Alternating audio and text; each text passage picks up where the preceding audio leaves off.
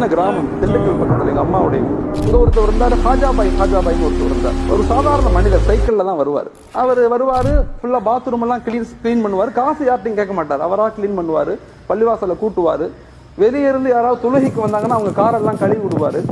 யாராவது கொடுத்தா வாங்கிக்குவாரு, யார்ட்டையும் கேட்க மாட்டார் அவர். ஆனா என்ன சொல்லுவார், யார் முசாவா பண்ணாலும் எல்லாத்துக்கும் முசாவா பண்ணுவாரு. நான் ஹஜ்ஜுக்கு போறேன் துவா செய்யுங்க, நான் ஹஜ்ஜுக்கு போறேன் துவா செய்யுங்க எப்படி சொல்லுவார். அப்ப நாங்கெல்லாம் சின்ன பசங்கள்லாம் அவரை கேலி பண்ணுவோம். ஹஜா பாய் எப்ப ஹஜ்ஜுக்கு போறீங்க, எப்ப பாஸ்போர்ட்லாம் எப்ப, இந்த வந்துடும், அடுத்த வாரம் பாஸ்போர்ட் வந்துடும், அடுத்த வாரம் டிக்கெட்லாம் வந்து போயிடுவேன் அப்படின்னு சொல்லுவார். எப்ப கேட்டாலும் இதான் சொல்லுவார். நான் அப்புறம் ஓதி எல்லாம் முடிச்சு பெரிய பிள்ளை ஆயிட்டேன். பட்டம் எல்லாம் வாங்கின பிறகு நான் ஊருக்கு போறேன். ஊருக்கு போய் பள்ளி முத்தவள்ளியை சந்திக்கும் போது யதார்த்தமா கேட்கிறேன், முத்தவள்ளி சாப் ஹாஜாபாயை காணாம எங்கன்னு கேட்டேன். ஹாஜாபாயை காணன்னு அவர் அழுதார், முத்தவள்ளி அழுதாரு. நான் கேட்டேன், ஏன் ஹாஜியார் அழுகுறீங்கன்னு கேட்டேன்.